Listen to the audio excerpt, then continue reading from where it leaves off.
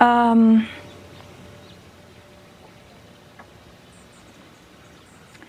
just trying to decide if I'm comfortable even talking about that. This one's wife, the Duchess of Touching. Hello, I'm H.G. Tudor. India McTaggart writes in the Telegraph, Duchess of Sussex was surprisingly tactile, says royal photographer. Award-winning snapper Samir Hussain, who captured world-famous picture of Sussex's in the rain, describes her behaviour as unusual. Now, we all know that this one's wife touches a lot. After all, I'm a hugger, she proclaims. Her narcissism causes her to believe that her tactile approach is demonstrative of the fact that she cares. We all know that because she's a narcissist and she needs to control people that she deals with, when she touches them, that is just the physical assertion of control. She's renowned for the grip of doom, which is utilised to control Harry. That she utilises that also in the way that she touches the small of his back, that she physically moves him out of the way in order to speak to people ahead of him, that she gets in the way of a handshake by hugging people, that she hugs people without invitation, sense of entitlement, lack of boundary recognition, that she touches people time and time again. She thinks that she's doing nothing wrong, but she doesn't realise that such a tactile approach might not actually be welcomed by certain people. And, of course, because we know she's a narcissist, we also know that she's doing it to control people and draw fuel from them. So it's not a surprise that she is as tactile as she is. Certain narcissists are, often the somatic variety. They will regularly touch people on the shoulder, on the arm, take their hand, perhaps even touch their face, often doing so when it would generally be deemed inappropriate. That they do so early on in their interactions with that person, perhaps in the course of a first meeting, where you might save such tactile involvement until you get to know that person better. Established conventions would say that. Of course, there are others that would say, oh, that's just the response of people being stuffy. But generally speaking, when you first meet somebody, you don't start pawing them. But this one's wife does, because her narcissism directs her to do so for two reasons. One, to control them by utilizing physical touch, and also to manage her facade, which is, see, I'm a hugger, I'm really nice, look at me world, as I'm being nice to somebody, thus attempting to control the onlookers. The article explains the Duchess of Sussex was noticeably more tactile than the rest of the royals when she joined the family, a royal photographer has revealed.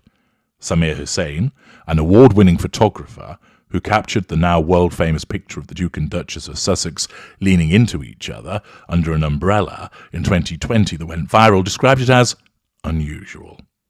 He told the Telegraph it was very noticeable when this one's wife came on the scene just how tactile she was, like holding the Duke's hand and being arm in arm, so that was quite unusual. Now, of course, this photographer has picked up upon this tactile aspect of this one's wife, but he doesn't know the reason for it. The Duchess, 42, and the Duke, 39, are known for their displays of affection and hand-holding when out, marking a breakaway from the usual formality seen in royal relationships, or, put another way, other people don't behave like a pair of teenagers. Mr. Hussain's image of the couple looking at one another in the rain, taken at one of their final engagements before they stepped down as senior royals, will now go on display in London in a new exhibition charting his family's photography of their monarchy over the years. The exhibition, titled Princess Diana, Accredited Access, will open at St. Catherine Docks, London on May 25th, after successful runs in the United States, Australia and Canada. It is a collection of images taken by the longest-serving royal photographer, and Mr. Hussain's father, Anwar Hussain, as well as those from his and his brother Zach's collection. The family passion for photographing the royals spans 7 decades, during which time the trio have created a collection of official pictures of 5 generations of the monarchy. It then goes on to talk about the pictures that were taken of Diana and what all of that means, and talking about now were photographing her children now, in terms of Harry and William. Sam Hussein recalled days where they would accompany his father, now 86, to the polo, where he would be photographing the then Prince Charles playing while Princess Diana watched. It was very relaxed, he said. We would play around and William and Harry would be playing there as well, so we were kind of exposed to all of that from a young age. Zach added that their similar ages to the princes meant they could relate to them in a different way. The brothers told the Telegraph that they aim to continue their father's style of photographing the royal family in a more candid manner, catching them in moments between formality rather than always posing for the lens. Thus,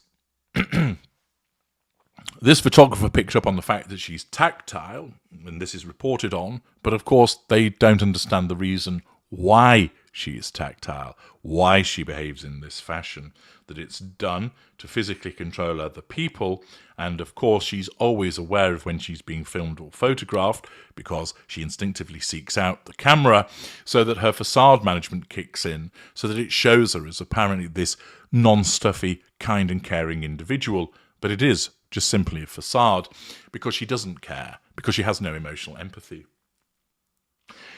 Thus, this photographer noticed that she was overly tactile, but wasn't aware of the reason for it, and that's again why my work is so important in enabling you to understand the behaviours of the narcissist and unlocking the mysteries of people's behaviour. But what about below the line? Do other people recognise why she's so tactile? Mind Boggles writes, "She's a creep and you're gullible." E. Hatfield, "Really, it shows how hard they work to make her welcome. If the worst she can come up with is that a stranger wasn't keen on being hugged by her at a first meeting, and that Catherine didn't want to share her lip gloss, which I gather nobody over about 9 would do anyway, I feel very sorry for the family. They must have seen she was going to be trouble, but not on the scale she was." Millie Fawcett, "This one's wife is acting. She's playing a role for the cameras. She knows where they are. She knows how to give them a good shot, most of the time. The hand-holding, steering, clinging thing is very bothersome, but it's probably meant to convey that she and her balding, petulant, middle-aged swain are part of a written-in-the-stars love story, always destined to happen. It comes across as ownership, indeed, or perhaps the management of someone a little bit lacking in the brains department. The date with Destiny malarkey is something she has sold to Harry, and he swallowed it hook, line and sinker. I almost feel sorry for him when I think how it will end, very badly, with him being taken for every penny he has and little access to his children, who, putting everything else unlikable about him aside, he obviously adores." S.J. Guy, "I don't like all of this anti-this one's wife stuff, but it is her own fault. She could have been such a success and such an asset to the royal family. Being black, or person of colour as we're now supposed to say, she appealed to the young, to the people who thought it a bit old-fashioned to be supportive of the royals. Having a showbiz career meant that she was already part-trained in the art of public presentation, and all the hard work that goes into the background of those few minutes on stage. Being American, she had a ready-made excuse for any mistakes she might make. Instead, she seems to have treated her position as just one more step in a showbiz career, enthusiastically stoking a rivalry between her and the then Duchess of Cambridge prior to her exit to what she hoped would be a career as an ultra-celebrity in the US. Sad to see her take that route. Her very determination, strong-mindedness could have been such an advantage to her if she'd just taken a few years off to quietly build her family and her position in the public mind. Well, many of those attributes, of course, arise from her narcissism, as you well know. Andy Rushton, first thing I thought when I saw that rain photo is how different things could have been if they hadn't had such an attitude problem. I wonder if they'll ever grow up enough to realise. Well, it's nothing to do with growing up. It's all to do with her narcissism, which will never change. Malcolm Ross, this woman is insecure, low-grade. She'll cling to anyone that does not actively recoil from her. Jim Webb, this one's wife is tactile. So is a snake. Susan Hucker, I thought she was more clingy, especially with Harry. She's always holding on to him, almost like being attached at the hip. E. Hatfield, part of that was because she wore stilettos, which were too big for her, but part was he's mine, see how clever I am. Well, it was to denote ownership, but also the clinging was all part of controlling him as well. Darren Lloyd's ZZZZZZZ. Bunky Fazell, yeah, boring.